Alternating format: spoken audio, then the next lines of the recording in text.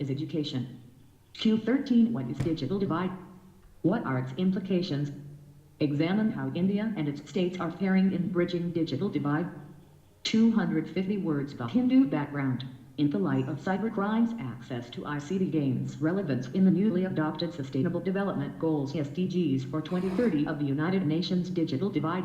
Digital divide is a term that refers to the gap between demographics and regions that have access to modern information and communications technology, and those that don't or have restricted access. The term digital divide describes a gap in terms of access to and usage of information and communication technology. Implications: increasing penetration of digital technology by bridging the existing digital divides is associated with greater social progress of a country. Social capital: once an individual is connected, internet connectivity and ICTs can enhance his or her future social and cultural capital. Economic disparity is created between those who can afford the technology and those who don't. The direct correlation between the company's access to technological advancements and its overall success in bolstering the economy. www.insightsinIndia.com 58 www.insightsis.com. Countries with less digital gap are benefited more than the ones with more digital gap. Education: the digital divide also impacts children's ability to learn and grow in low-income school districts. Without internet access, students are unable to cultivate necessary tech skills in order to understand today's dynamic economy. Lack of information. Almost all India's socio-economic problems had links to the digital divide, which had come to stay during the era of digital revolution and then again during the era of internet revolution in India. Rural India suffered from information poverty.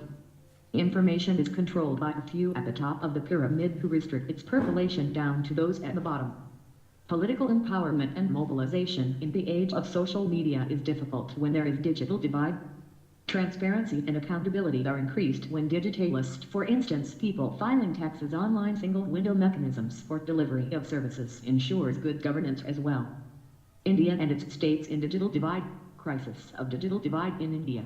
India, which has been appreciated globally for providing IT services, faces a huge digital divide, having a relatively lower percentage of population with access to the internet. In 2014, it had only about 18 people per 100 using the internet. World Bank data. The digital divide in India is real. Illiteracy rate is 25 to 30%, and digital illiteracy is even higher. About 70% of over 1 billion Indians lives in rural areas, and only about 400 million have internet access. Southern states lead and the eastern states are backward in rural digital access. Similarly, urban areas are more digitalist than the rural areas.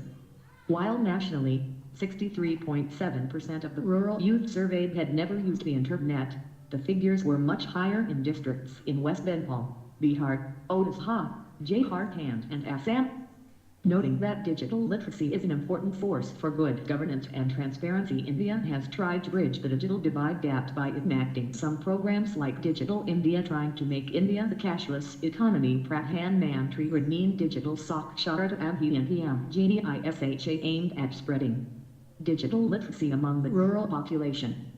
The Indian telecommunication industry has created 1 billion mobile connections, positively impacting the lives of the people and the economy. Significant investments have gone into creating telecom infrastructure. 2G voice and data covers nearly 97% of Indians, while 3G/4G services are available to 68% of the population. About 87% of the internet-connected population accesses it on the mobile phone. Hence, mobile technology will continue to remain at the forefront of driving digital inclusion.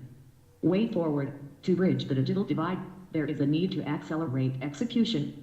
Meaningful collaborations with the private sector, technological innovations, and following a consistent focused approach towards a larger objective are necessary. Utilization of multiple modes of transactions such as unstructured supplementary service data USSD, Unified Payment Interface UPI, Immediate Payment Service IMS, and point of sale POS machines need to be strengthened. India also needs easing of regulations